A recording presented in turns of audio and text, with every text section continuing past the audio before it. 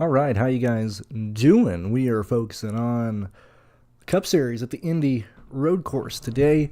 Uh, very happy with the process yesterday. Results, unfortunately, were not the thousands of dollars we had for a majority of it.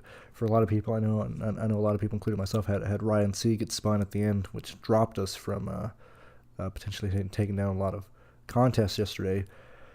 When we look at the race today, and let me know if you guys want me to kind of do the same thing that I did yesterday. This is the Cup Series, so I doubt people will want to do that because I would prefer to not like just lose viewers on this by doing like lineup instruction stuff. Some people, typically the public doesn't like that, but the picks are the people that I want to go with. So I've been screwed over a lot by not playing chalk at road courses, specifically in this car and in the Gen 6 as well. But I think I'm going to play the chalk today. The reason being is that we saw yesterday, and this was what I thought going in, is that where they have the restart zone at now is pretty much killing the field. It's really taken away a lot of advantages that people had to pass early previously at this race. Yes, I mean, you are able to come across the line 3 wide in some situations if you can get a good run out of that last corner, but man, it really is hindering a lot of people in the back from passing it, during the first lap, and they have to do that over the long run, over strategy. I think the biggest question mark that people are going to ask me is Byron. Yes, is going to run last until we have a yellow, and he will most likely not see the top 25 until probably lap like 40, because I think we're going to probably go green for a while. Okay, this race is only, 82 laps? Okay, so we need to expect to see Byron probably run last for at least an hour and a half, or at least towards the back of the field. If anything, I mean, maybe I'm being pessimistic, but that's where I'm at. Like I said, maybe I'm being pessimistic there. Maybe we get an early yellow and he's able to go through the field. But I'm fully expecting Byron to run in the back half of the field and probably outside the top 26 for at least an hour and a half of this race. Because look, this race is like three hours. We get a stupid yellow. We get something going on. It's going to push like 3 hours and 15 minutes or something. Okay, if not longer. What do I think Byron can do today? I currently have Byron projected for to finish right around 16th. I think he's pretty much working to not kill your line right at like 18. If he finishes 19th, 18th, it's going to be fine. We don't need him to do anything more than that.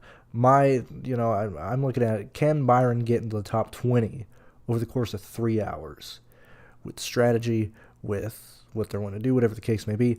I think the Hendrick cars can do that. Okay. I'm probably going to play Byron.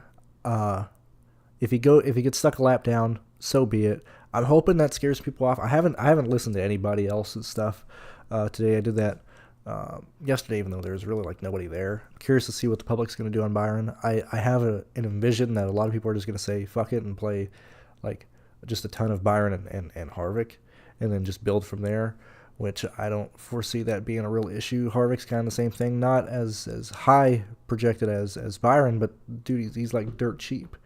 DraftKings, their pricing is really soft, which, I mean, clearly everybody knows at this point, and you can pretty much play anybody. So it really does come down to a projection standpoint and upside standpoint in these projections. And this is a long race. We saw a lot of things.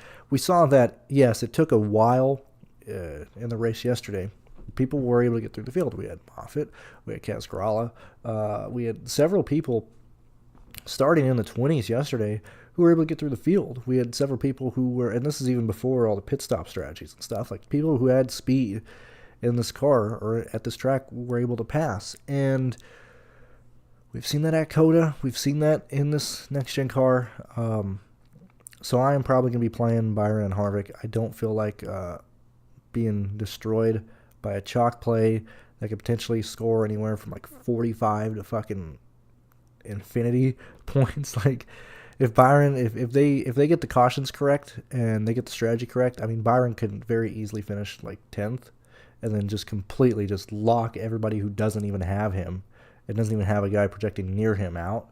I don't have him for that high. As I said, I got him for 16th. But he works basically. He's not going to kill your line at like 21st, 20th. So I'm playing Byron. Probably going to play Harvick. I think that's probably the consensus. Like I said, I haven't listened to anybody, but I'm pretty sure that's what we're doing here. What's going on, McGee? Hope you're doing all right. You are. Hope you're not too hungover from last night. That shit was hilarious on iRacing. What's going on, Clutch? I love Gibbs today. I don't know how many lines I'm going to do. I said I wasn't going to do any yesterday, and I did like 8 or something like that. 8 or 6, maybe 7, I don't remember. I'm going to try and hard cap myself at 4 just so I don't, like, yet again, yesterday, had 4 lines in the top fucking, basically top 70 of, like, every contest all day till the very end. Like, that's why, man. I got to pump the brakes on these fucking road courses, dude. It's so stupid. I like Gibbs a lot. Very similar to Harvick. I think his pricing is incredibly soft, and it's not because he won the race yesterday. This is not because of any of that. Gibbs he's an incredible driver. Okay, he's just like Dale Earnhardt. He's not giving a shit. I mean, anybody who is driving into oncoming traffic, celebrating, and then just hot dogging like the JD Motorsports cars, and like drifting around these last place fucks. That is hilarious. Like, how can you not like Jesus Christ himself? He's starting 10th. He's certainly going to stay there all day. I think he has a real chance of finishing in the top 6 day. I'm probably going to have a lot of Ty Gibbs. Like, that seems like a guy that I don't know if people want to be that aggressive on. But I want to play Ty Gibbs. Let's see what else we're doing here. 53 of you guys here. That's good. I'm glad you're alive. How do you get different with so many chalk plays? I hate slates like this. Yeah, I do too. Everybody has these sob stories and stuff, so I'm not saying this to be any different and stuff. But this type of race reminds me a lot of the second Road America race that the Cup Series ran, to where I actively didn't play like the optimal chalk play, and I got different. I played Eric Almirola instead of Bell, trying to be different, and I fucking missed out on like tying for $8,000 between all the people. Kind of same thing here. I think I'm just going to play the chalk. There's just, like I said, Byron and Harvick, I understand they're clear chalk. I don't know what I'm going to do with AJ. Don't know what I'm going to do with Cindric. Like I said, I'm probably playing Ty Gibbs. I probably have different race winners than other people. Maybe not. I don't know. But I have Larson winning this race. And I have Bell being there as well. I think those two are going to compete pretty good. I'm hoping that'll get me somewhat different if I'm playing Larson and other people are hopefully playing, like SVG or chasing the guys starting up front or like chasing Austin Cindric or something. Maybe even Truex. I actually really, really like Larson today. But yeah, that's kind of where we're at. Doesn't the road courses come down to more construction? Yeah, I mean, yesterday is a prime example of just things. Drivers ran into issues like super, super late in the race to where, you just need them to survive at the end of the race, and sometimes they will, sometimes they won't. Thank you, Clutch. Hell yeah, Preacher, I'm with you. Praise Lord Gibbs. It feels ugly, but you can shoot up the board if Byron and Harvick fail. I mean, it clearly... this is where I'm at, truly. Like, I don't believe Byron and Harvick are going to be in the top 26 until lap 42. Like, we are talking halfway in the race. Halfway in the race, those lineups are not even going to cash, okay? We are starting with them, at Harvick and Byron start with 2 and 3 points, okay? I cannot emphasize enough how people need to actually visualize how people score points and how races go. Like, it's not a sense of Byron and Harvick shoot you up the track and shoot up the leaderboard. They are not even pushing cash lines until both of them are inside the top 23. Byron is going to probably have 2 to 4 points for the first 25 laps, okay? Then we get into some pit stop strategy. Then we get into him possibly catching Eric Jones and Rockefeller, which shout out to Rockefeller because like it wasn't Gregson. Everybody who's hopped in this car has been slow as fuck. Like Legacy just sucks ass. Like I would not be shocked to see Byron lap and pass Rockefeller and Ty Gibbs and Jones possibly just on speed alone. Let's go ahead and bring up the practice laps here. I wanna bring up something very humorous that I found really, really funny as we're just kind of talking here. I don't know if you guys like Highline Betting. He uploads loop data and stuff like that on Twitter. Anyway, he has a Discord, so I hop in because I'm in pretty much every Discord related to NASCAR that I can get into. But I really, really found this hilarious. So I've been in his. Look, this is me as somebody who does the exact same work as you, my guy. This is not anything negative, okay? I talk shit about some site. I'm not talking shit about you. This is purely like bro to bro. We do the same thing. We're in the same situation. I'm with you. But I found this hilarious. So I'm in his Discord server for maybe like a week and a half, and he's already like if NASCAR doesn't get this together, I will be charging for lap times. It's just too time consuming. I haven't laughed that hard in for fucking ever. My God, this is one of the funniest things I've ever read in my life. Yes, everything. Everybody thinks that this stuff is, and he's been doing it, for.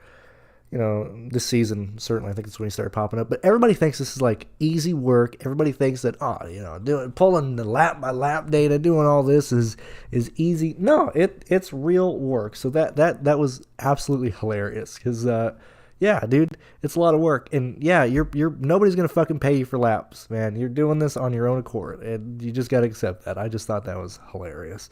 Anyway, this is where people are falling at, and this is I went ahead and removed quite a lot of laps at the start of the race. Now, secondly, a lot of people couldn't watch practice on Peacock. Like, guys, just find the stream online. Jesus Christ, you don't even have to go to sketchy websites. Just go to NASCAR Reddit, and then there's stream links literally under the first post. Like, what are you guys doing? Just don't pay for Peacock or anything like that. Anyway, this is where we're at. McDowell's clearly showing speed. This is what's kind of leaning me to liking Larson. Cindric and Gillen, I think you need to at least respect these lap times, specifically once everybody kind of got clean.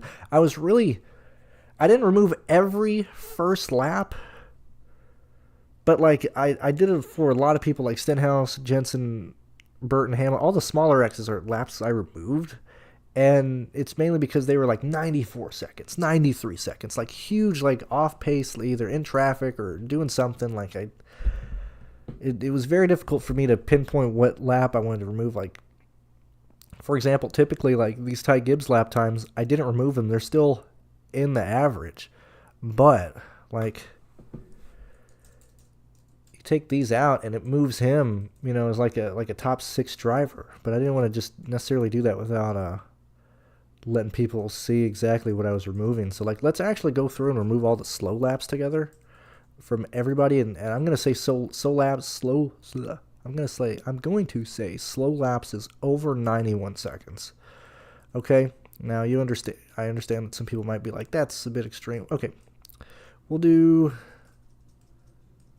I would do 91 just to see where all the fast laps go. We're gonna do 91.8.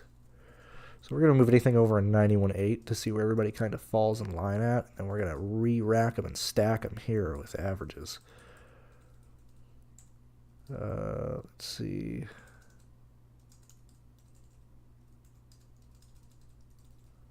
This is what I like about having the data. You can just go in and remove shit that you don't trust and stuff. So here we are. We've removed everything. So this is the initial ranking. So we're clearly going to see more people move up. And I mean, you remove those slow laps, man. You remove like the awful stuff of people run off the track and everything like that. Like, it's Gibbs, Larson, Cindric. Probably remove, if you take this one off, like, Truex is there. And you got to remember, like, I mean, these lap times, like 89 seconds to 91 at a top, like that's like a 2 second difference in lap time. So like if you're removing like 91.8, you're removing like truly like 2 seconds off the pace lap times for these guys. So I mean, I think this is a pretty good understanding of where these guys are at, man. Might limit Christopher Bell on his upside. Might limit Reddick, which is this is kind of why I'm not on Reddick. I'm not on Suarez a ton. Suarez has, won road courses. We're not saying that, but we're really trying to find the guys who are going to have like true speed without like having issues and stuff. And a lot of, per usual, a lot of the stuff can be dictated by hitting traffic at the wrong time or hitting somebody at the wrong time or whatever the case may be, or running into somebody. But like Elliott is just slow, dude. These are bad lap times, And we're seeing, we truly are seeing like 3 full tiers. You got the full green boys, you got the yellow boys. Shout out Green Boots on Everest. Poor bastard. They removed him, man. He's no longer a landmark on there. And then we got all the orange and red boys down here. What are these lap times, Rockefeller? Dude, get the fuck out of here, brother. Jeez Louise. So anywho, I mean, this is, I think, where you're at in terms of speed. When you look at Byron, he's got the car to be there, man. He just needs the yellow, and we don't need him at like a top 12 play. He literally is, he's gonna carry the lineup if he crosses like 23rd. That's like a bare minimum. Won't be value, but in terms of where everybody's scoring, I guess I could do it yesterday. I guess I could show kind of where everybody kind of ranks out. I don't know. Let me know what you guys want to do if you guys want me to kind of show where everybody kind of ranks out like I did yesterday in the Xfinity Series one.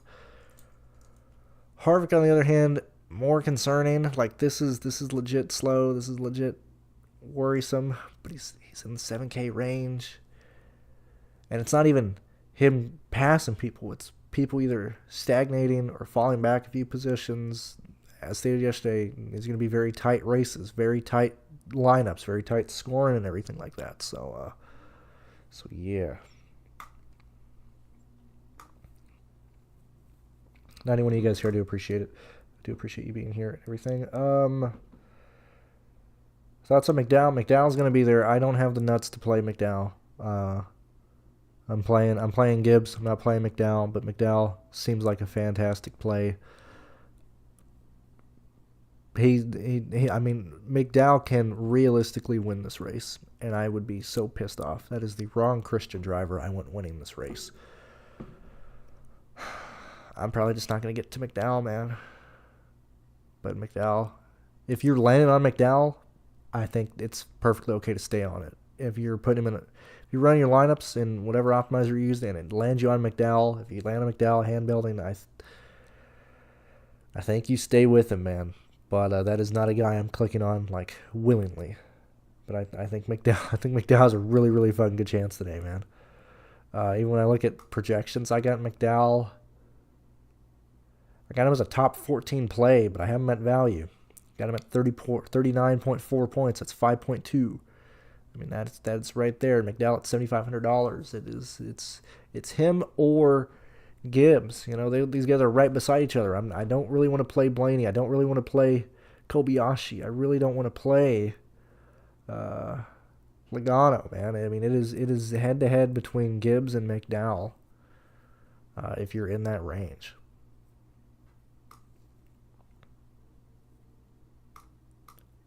Let's see what else. Base Gibbs, yeah. Old, I don't know what you're asking there, preacher. Larson dominated Knoxville Nationals.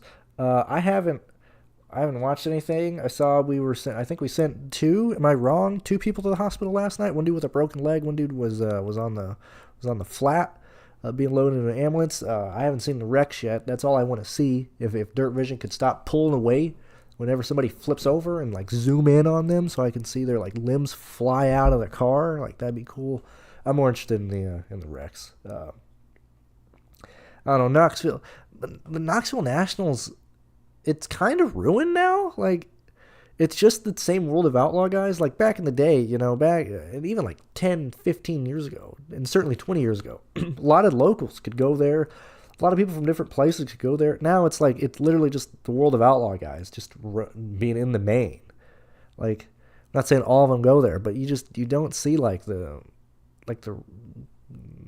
just the local guy. Maybe not even from Nashville, but like some random fucker from Minnesota who has money, who races sprint cars. Like, they used to be able to realistically make the main. Now it's like we got fucking E-mains and bullshit, and it's the same thing. It's like the Chili Bowl. Like, Chili Bowl's cool, but like it's just people kind of flipping and wrecking, and there's like 35 B-mains and E-mains and D-mains. Like, I don't know, man. I can't get into Knoxville Nationals like I used to. Bell's Pit Crew is bad, no way. Is he, James? I think that is very, that's very, not biased. What's the word, man? He's not. The pit crew isn't bad.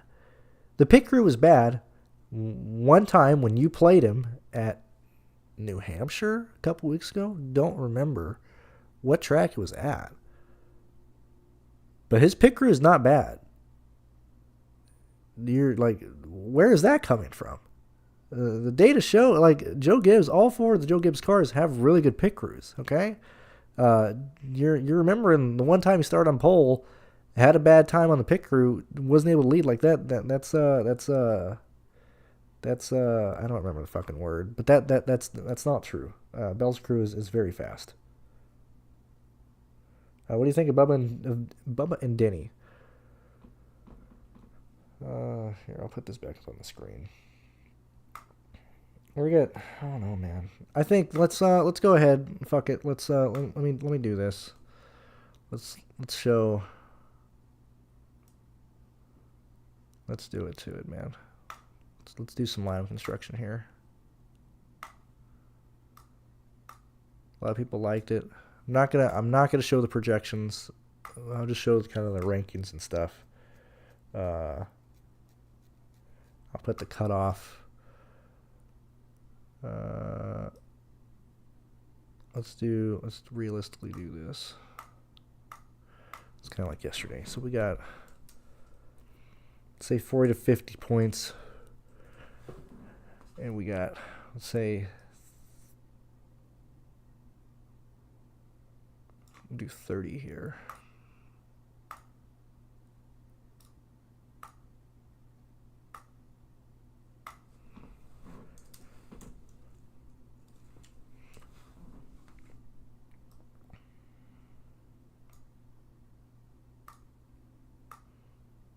All right, so this is where we're at. I think this will help solve more questions. So when we look at these drivers and we look at these teams, this is kind of where we're at. Realistically, and yet again, I use a hard projection, as you can see with these bottom guys here. This is just where I got them projected for. But realistically, that's not supposed to say 50. That's supposed to say 40.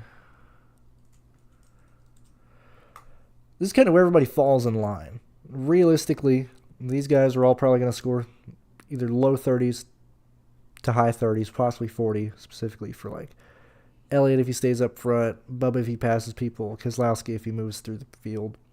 And these are the guys who are scoring, who I would realistically see anywhere from 40 to 50 points.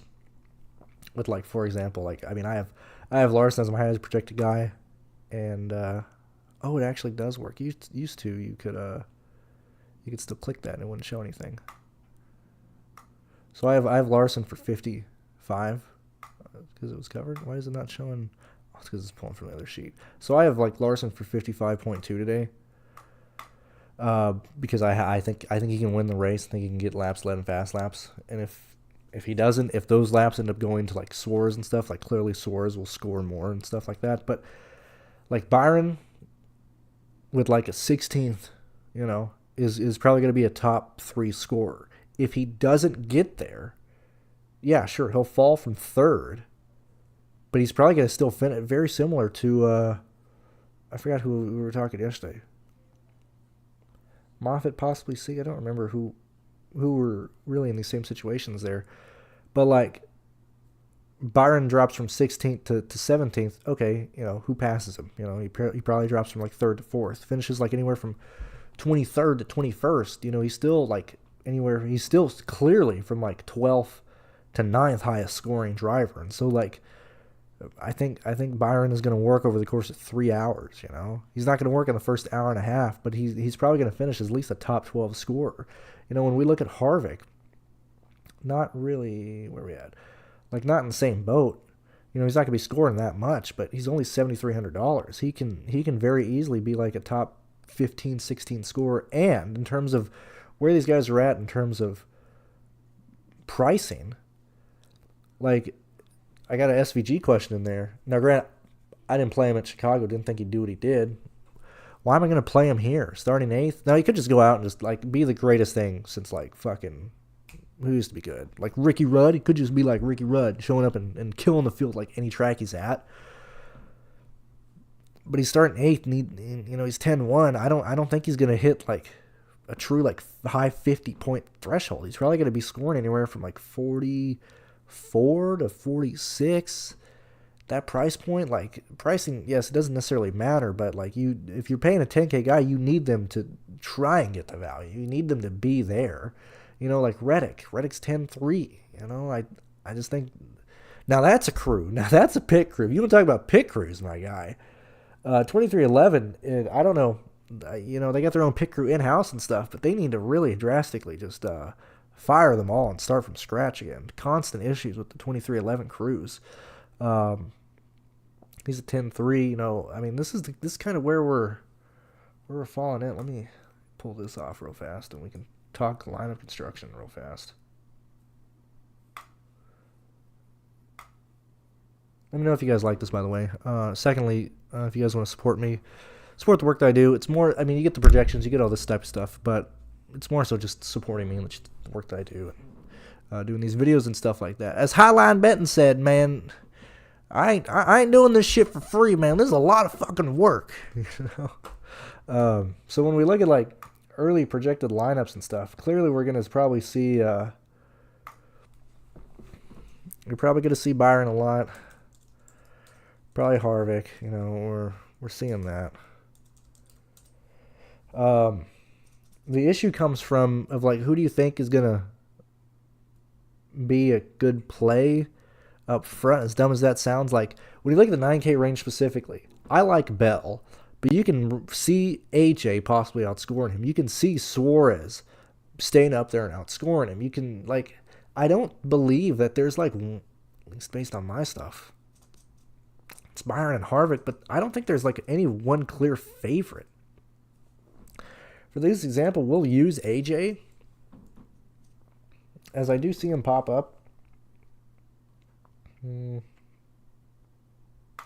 are these AJ lines looking up? So like this one wants to end up going like Cindric. I'm not going to finish these. I can't type either. But like that's popping up a lot. You got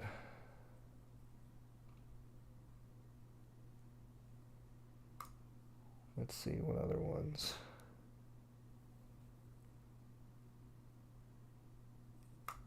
I know I got like a question on a McDowell line. He's actually in my second highest projected one, so clearly that's like Byron, Harvick.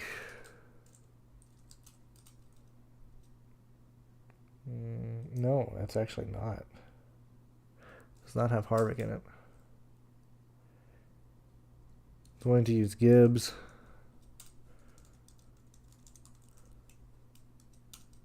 McDowell. They're back at like the value plays. Some of this chasing the lap leader, some of it isn't. But like, as I go through and look at lines, this is kind of what I was messing with more last night and stuff.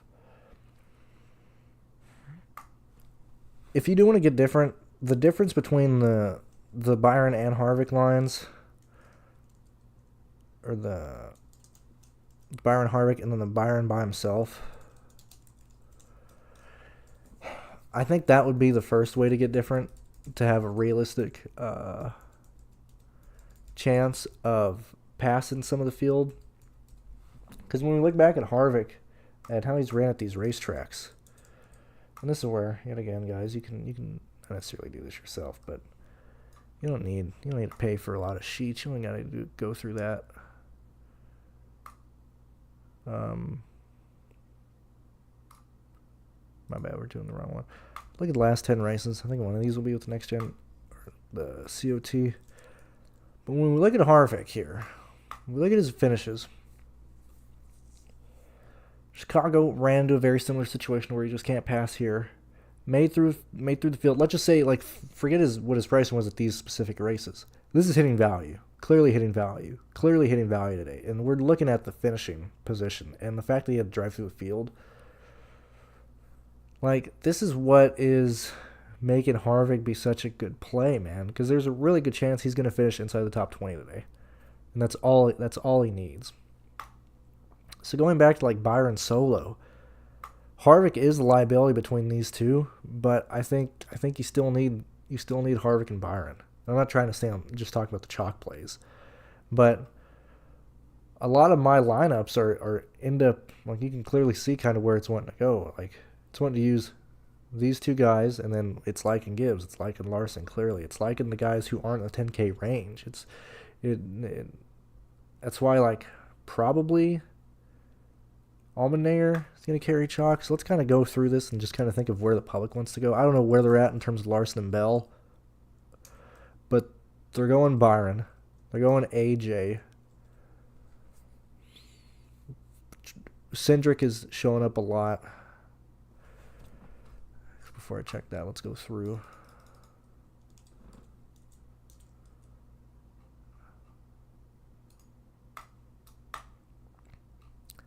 So, like,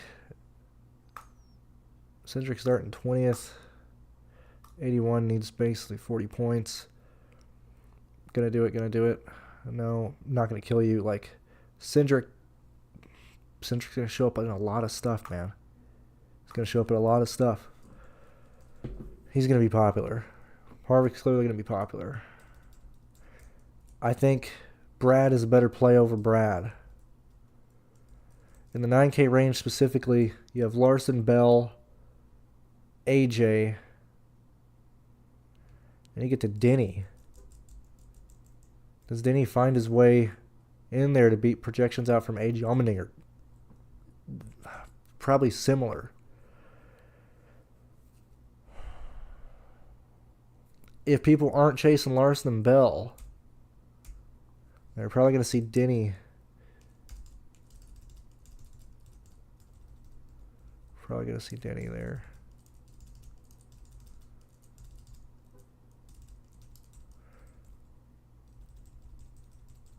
Probably going to see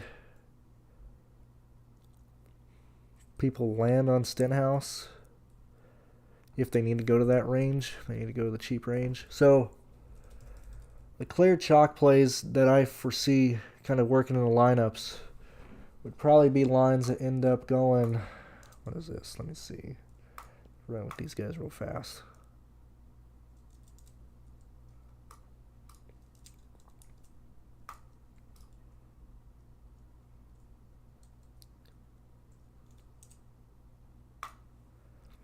It's probably going to be something like this.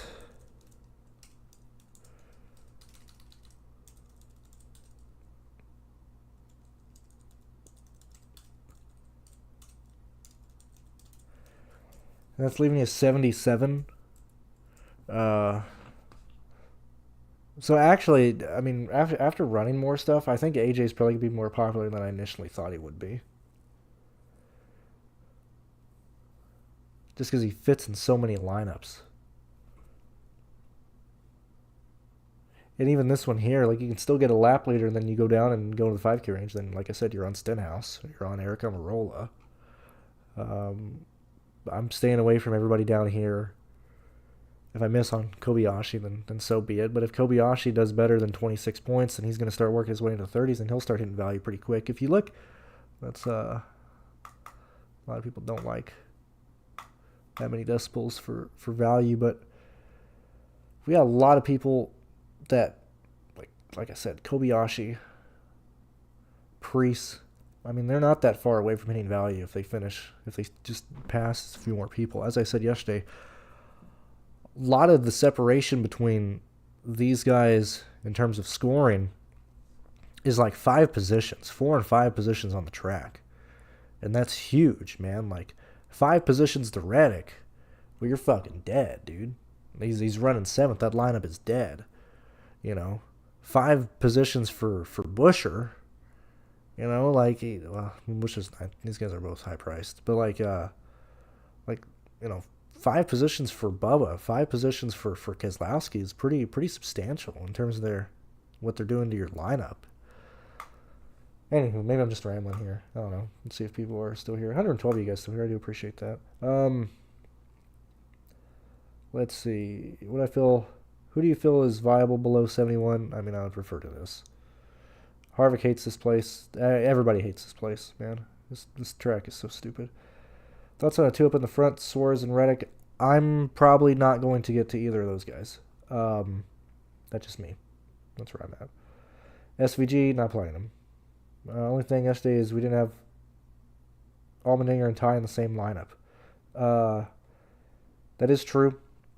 That is very true. AJ ended up scoring 46 points. Ty Gibbs I forgot what he ended up scoring and stuff. But even then, the optimal lineup wasn't played.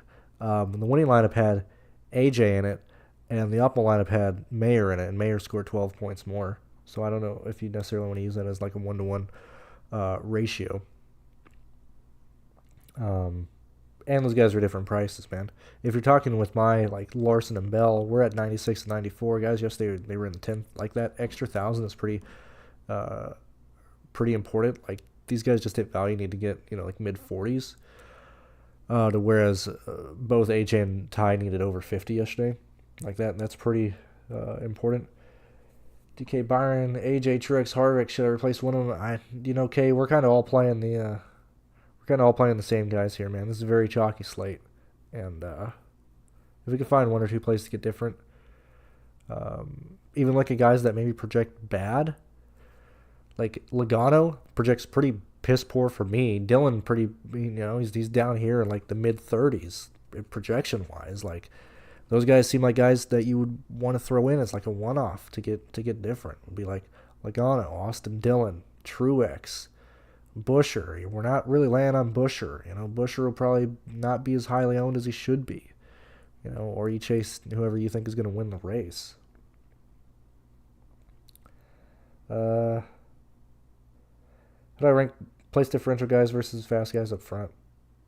It's pretty much like this. Yes, I mean, I would just look at them as pure projections. I mean, if the race goes green, which requires nobody stopping on the track, we're going to get at least 1 yellow. Okay, that's where we're at. If people want to get different with pit strategies and stuff, I think we end up with probably around 3 to 5 yellows today. If it's anything less than that, it helps the guys up front. If we get more than that, it's helping the guys with place differential. But if you're playing place differential plays because you think they're going to get through the field fast, that is not why you should be playing them. Because that is not going to be the case. These guys are not going to get through the field very quickly. It is not it's not very like, oh, this is an easy 15 place differential play from this guy. It is not that situation. This is going to be a very, very long race. And if you're building primarily with that, be prepared to not be cashing until the end of the race. That's just what it's going to end up looking like. But yeah, ASC, this is, I would just rank them by total DraftKings points and stuff like that. And then based on what the builds are doing and stuff like that. I mean, you're a smart guy. You get where I'm at. Yeah, I haven't seen the first wreck at all. I haven't seen any of the wrecks from Knoxville. Yeah, Byron has to serve a drive-through penalty on the first lap. Yes, I know. I'm aware of that.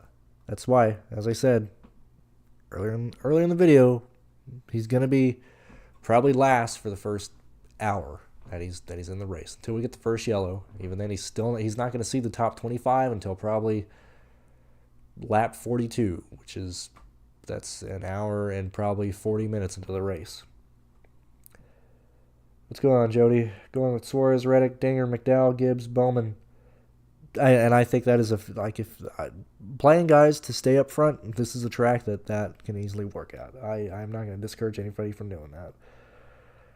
Andy Lally or LaJoy, what the fuck are you building that you're down here, dude? Oh my god. You're like a red letter media. Oh my god. That is disgusting. I would fucking rebuild that fucking line. You. Between Logano and Chastain, how would I rank those two? Guy, dude, it's on. I don't know what else you people want me to do, man. I don't know. Like, I rank them based off my projections. I don't understand. Like, I'm not even showing the fucking projections and they're ranked here. Where is Logano and Chastain on this? Like, that. Why are these questions here? Clearly, Chastain is ranked higher than Logano. Like, it's not even fucking close. Okay? Chastain has a realistic chance to score like 44 points today. Logano is probably going to score 38. Like that's where we're at. Do you think people going for stage points matters less without this is what I don't understand. I mention this in every race. Like, I watch it live. I watch it, we're in Discord and talking and stuff like that. Like, I don't understand why these crews go for the stage points, man. I just don't understand. Why are you pissing your race away to get 4 stage points when you're going to finish 19th because of that? Like, that is a huge concern. We saw it yesterday in the Xfinity Series. We've seen it before here in the Cup Series. Like, these idiots are like... And then Jeff Burton in the booth like, well, you need them stage points. No, Jeff, dude, finishing 8th, getting 2 points is not worth being stuck running 23rd all day and finishing there. Like, I don't know why these teams are chasing stage points, especially when they're not getting, like, the playoff bonus. Like, that one I can understand. If you're a fast car, you want that. Like, I can understand that aspect. But I don't understand, like, finishing 8th in a stage. Like, that makes no fucking sense at all, man. It's like, it's a negative play any way you put it. Like, okay, you end the day with you finish 7th in both stages, you get 6 points. Okay, congratulations. Then you finish 24th, and then instead of finishing 24th, you get equivalent of what's like a 19th place finish. Like, that doesn't make sense. I don't know why these people go for stages. I don't get it. I think the only people it matters for are people who are going to be competing for the win, and so, like, it kind of nulls that point. Like, Ty Gibbs is going to compete for the win today. He's on the playoff bubble, but, like, I don't see them pissing that chance away for the stages. AJ Allmendinger needs the stage points, but he's competing for the win. He's going to be in the top 10 anyway. Those are the main guys I would be concerned about. McDowell, I think, will probably sacrifice. Like, he's going to be up front. Like, all the guys who are kind of would be racing for stage points are already there anyway. Do they fuck their strategy over and pit? Like, I honestly don't know what to do with the stage point guys, man. I really don't. That's just a variable that I don't understand at all. Even these teams like yesterday, I don't understand why everybody kept pitting. I still don't. I rewatched the Xfinity race yesterday. I don't know why everybody kept pitting. I don't understand.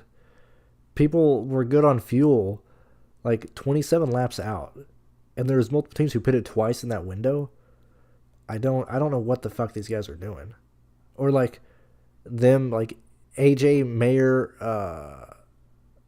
who else? Parker Retzlaff, all those guys going down and get slicks before the restart start. Like, why wouldn't the field do that? Park Klickman's crew chief doesn't even know the rules of the race. Like, what are these idiots doing? Larson Jones, Truex, Stenhouse.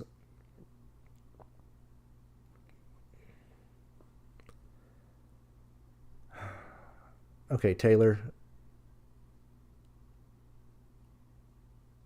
Based on, I mean, you're watching this video, right?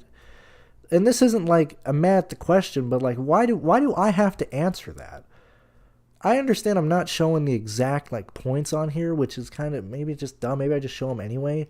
But and like I said, maybe I'm high on Larson.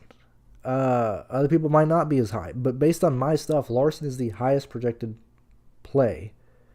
And Jones is probably not hitting value. But what is this score? Probably like a 28 or something combined with the 55 here. Let's call it a 30. Okay, let's call it 30 from Jones and 55 from Larson. Okay, that's 85 points. Okay, and then you got Truex and Stenhouse, which is mid 40, 30. That's probably going to score around 70. So clearly the Larson and Jones would project higher. But if you aren't projecting Larson to score 55 points and he scores like 40, well then those lineups are projected similar, if not more so, leaning towards Truex and Stenhouse. Like it's what you think each pairing does. Like I also don't like questions like that because I just answer based off of what I have. But like you should be able to do that as well. Like making projections is not that hard, guys. It's just not there. Yeah, Gillen, I don't know, man. If I miss on Gillen, I miss on Gillen. Will you have any lineups with no drivers in the top 10? I don't believe so. I've really fucked myself by not doing that in next gen races before. Not in every race, but I do that with some lines. And those lineups usually don't cash. So that's that. Michael, are you like new? Oh man, it's going downhill, man. We've been live. It always happens right around like the 48-minute bracket. That's when we just start getting questions that like I just don't understand, dude. Who's my top dominator? I've had on the screen for like 10 hours, my guy. Do I know Chris Pennell? I know of him. I think I've DM'd him a few times and just be like, hey, thanks for a shout out here or this that, but I don't know Pennell. He's probably the best content creator out there right now in terms of NASCAR. Everybody else is pretty bad. Let's go on spread. Yeah, and Jody, it's not even like that line was bad. I just wouldn't want to end on like LaJoy or certainly not Lally. Man, I don't know. I'd sacrifice. I assume you have like some 8K guy or 7K guy in there. Like, just bump down and grab a cheaper 7K guy who has similar upside and just don't get stuck in the 5K range. I don't know how to predict ownership, but I feel like Chastain, Busch will be low owned. Yeah, I think Buescher. I think we're seeing that Buescher is probably going to be low owned, lower, not played nearly as much as he should. Okay, when we look at all these lines here, like Buescher is at 9-2, very similar yesterday to Miguel Paludo. Ran into trouble late in the race. Was running phenomenal. Was a play that I ended up being very heavy on because I was running lineups and looking at builds. Buescher is at 92. Let's just oh man.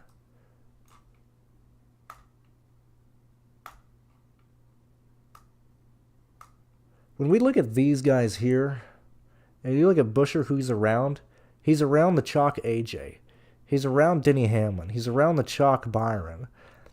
And yes, this might be a little like on the nose.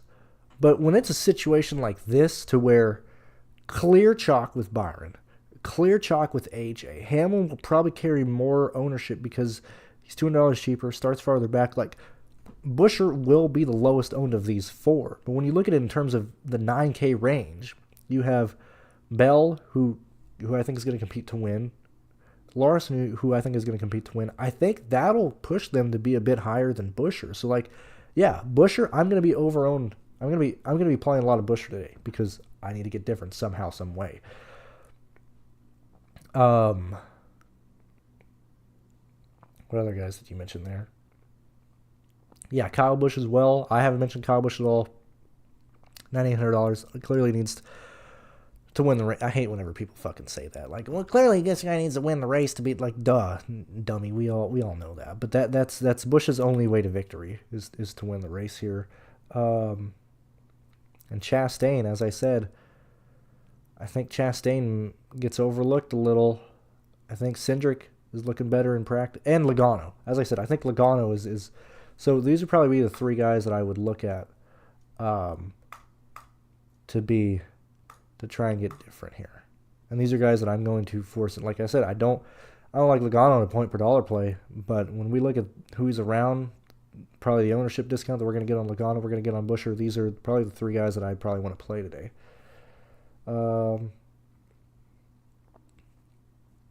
Hey, have fun, Charles. Have a good time. Grab a Jack and Coke for me from one of the bartenders, and have a Jack and Coke for me. Any thoughts on Hamlin? I've kind of mentioned him. I see we're starting to get people in here who just kind of. I gotta ask Liedman, real quick, because we're kind of done with the picks here. Because I watch DFS shows. Okay, I watch stuff as well. I'm a content connoisseur. If I tune in to a preseason video, to a League of Legends video, to a NASCAR video, an NBA video, and I jump in and the stream's been going for 43 minutes, I'm just going to go back and put it on 2x, because I'm pretty sure these guys have talked about what I want to know about. I never jump into a stream and be like, this guy's been talking for almost an hour now, but I have no context to the conversation. I have no context to the show. Let me just ask him a question. Thoughts on Hamlin? Like when we're here, I got a shitload of stuff on screen. I got 2 X's by Hamlin. Clearly there's been context around that, but fuck it. I'm just gonna ask. I'm not gonna go back and listen. I'm not gonna go back and listen to the context. I need my answer now. It's your money. Use it when you need it. J.G. Wentworth. Or when your bank says no, champion says yes. Those are the 2 bank commercials that I remember. All right, Ryan. I think that's the end of the live show. I'm getting stuff like that. Anyway, thank you very much, everybody, for being here. Thank you for everybody who's been sending me messages on Discord and Twitter. Yesterday, I got a lot of good feedback on the video. Maybe we'll start doing more of these. If you guys want to support me in any form or fashion, you can always send a super chat. You can always send a tip through the PayPal link description below, either in my YouTube videos or on Twitter, or you can join the Patreon. And I will see you guys for some videos. I'm going to be out of town next weekend, so probably no live stream for Watkins Glen, but it's basically it's second verse, same as the first as this week. But I will see you guys at least in preview videos next week and stuff. So I'll see you guys then. Oh, wait. Oh, yeah. I saw Andrew type. I thought it was like a real question. I was like, okay, what is the thing? Anyway, best of luck, guys. I will see you guys later.